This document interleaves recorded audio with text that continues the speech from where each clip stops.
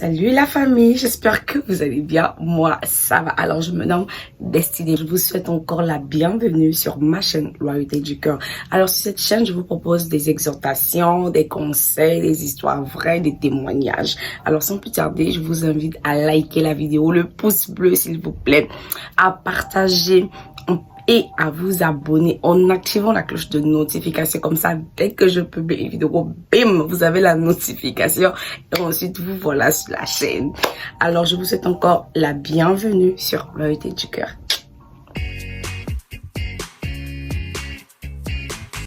Le nom de Jésus, Jésus de la croix, il est au-dessus, je ne peux le dépasser, il me tient la main, je l'aime, il me tient la main, je l'aime. Bonjour à tous et encore bienvenue sur Loyauté du cœur. J'espère que vous allez bien. Moi, ça va. Il y a juste la grippe là qui ne veut pas quitter mon corps. Bon, il y a eu changement de température et moi, je suis tellement sensible que voilà quoi. Là. Et la grippe, jusqu'à présent, elle veut pas me quitter. Je comprends pas. J'ai pris un traitement et tout.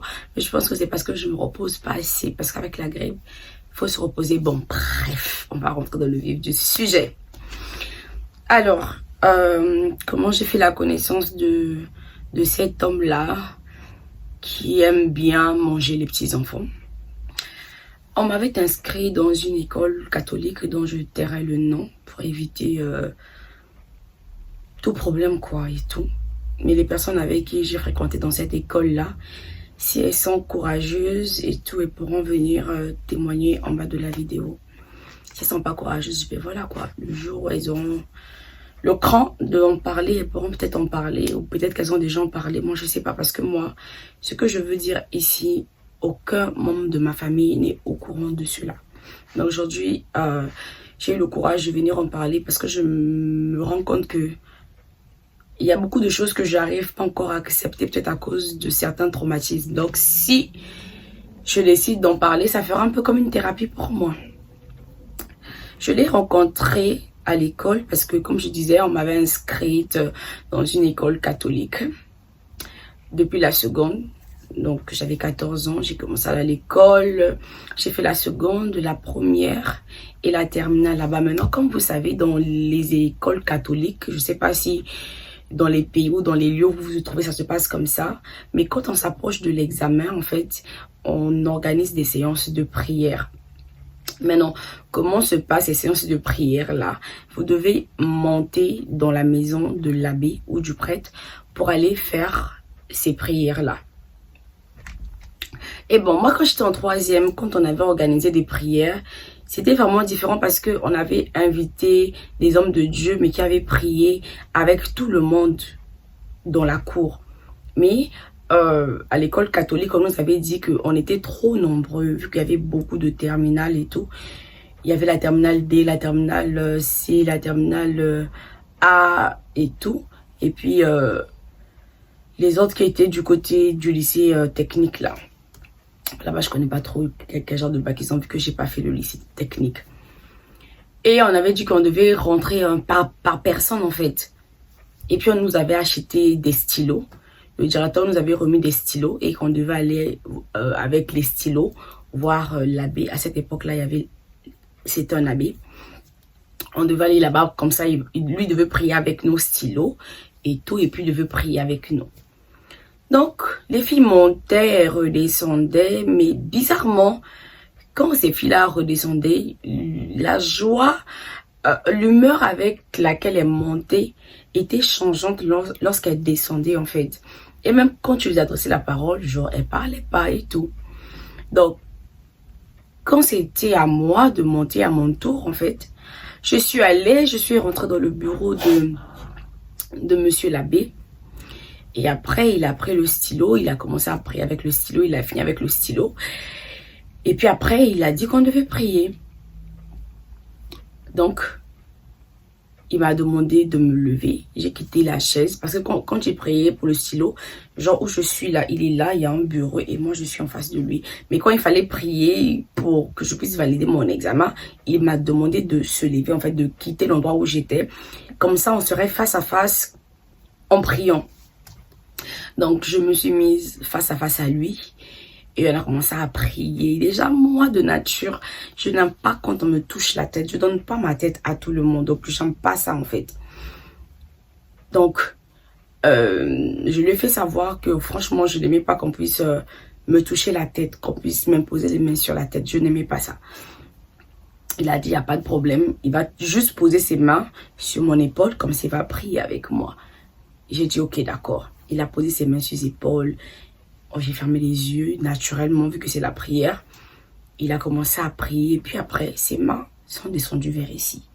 Moi, je me suis dit, bon, il est peut-être poussé par l'Esprit de Dieu. Voilà pourquoi peut-être les mains sont descendues et tout et tout. Peut-être que ma poitrine a quelque chose ou mon cœur à ce niveau a quelque chose. Le gars est descendu jusqu'au sein.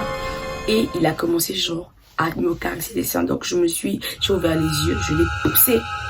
Je lui ai dit, mais qu'est-ce qui se passe? Il me dit, mais tu vas avoir l'examen, non? Tu penses que tu auras l'examen comment, en fait?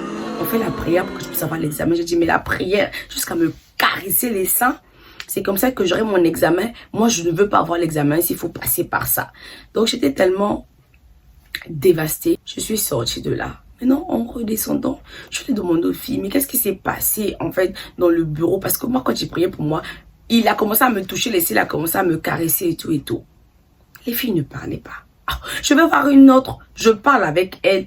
La fille, elle ne parle pas. Je vois une autre, je parle avec elle. La fille, elle ne parle pas. Elle était plutôt triste. Elles étaient plutôt tristes, en fait. Je n'ai rien compris. Et les autres ont continué là-bas à monter. Je ne sais vraiment pas ce qui s'était passé. Et moi, je suis restée comme ça. Je suis allée à la maison. Et bizarrement, je voulais bien le dire, mais j'ai pas pu en fait le dire parce que faut savoir que mon père déjà est de l'église catholique. Et en fait, quelque chose en moi me disait qu'il ne devait pas me croire en fait. Quand j'allais venir lui dire que voilà ce que le prêtre a fait, il m'a touché comme ça, il a fait ceci et tout et tout. Il ne veut pas croire en fait, il ne veut vraiment pas le croire. Et c'est comme ça que j'ai gardé ce secret là pour moi. Et j'ai commencé à développer une certaine haine en fait pour l'église. J'ai développé une certaine haine. Et puis franchement, prier pour un stylo pour aller passer un examen. Moi, je sais pas en fait. Ça, si c'est pas de l'idolâtrie, je sais pas ce que c'est en fait. Mais franchement, pour ceux-là qui passent en classe d'examen, priez pour votre réussite et étudiez. Ne pensez pas que quand on va prier pour un stylo quelconque, vous allez aller écrire sur un papier et puis le stylo sera un stylo magique. C'est faux en fait. C'est faux. Même lorsque Daniel était à Babylone, il étudiait et il était toujours meilleur parce qu'il étudiait, il priait. Ces deux choses-là vont ensemble. Donc, ne vous mettez pas en tête qu'on va prier pour mon examen, on va prier pour ma copie. Et de non, allez en classe d'examen, allez prier pour votre réussite. Et puis, ça va aller en fait. Et puis en plus, avec le temps même, on avait appris qu'il sortait avec d'autres filles, qu'il avait des relations avec d'autres filles et tout et tout.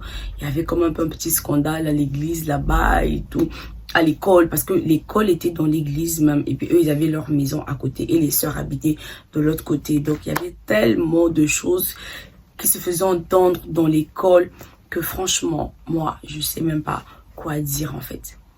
Et ce que je devais encore rajouter ici, c'est que il faut pas se laisser berner, peu importe l'homme de Dieu que vous avez en face, que ce soit un pasteur, que ce soit un bishop, archibishop, évêque, évangéliste et tout, non, non, non.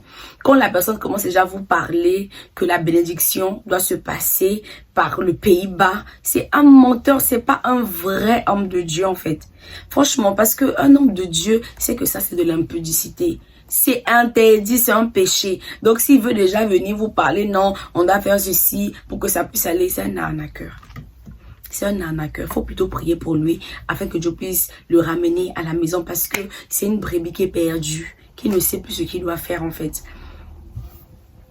Donc, voilà un peu. Que ce soit série A ou série D ou série C, l'école avait fait néant. Donc, ce que je veux dire aujourd'hui, c'est quoi? Dans la Bible, moi je sais que c'est dans Corinthiens, si je ne me trompe pas, dans 1 Corinthiens, je pense à partir du verset 6, à partir du... Ouais, 1 Corinthiens, je pense le verset... 1 Corinthiens chapitre 6, à partir du verset 18, on parle de l'impudicité jusqu'en bas.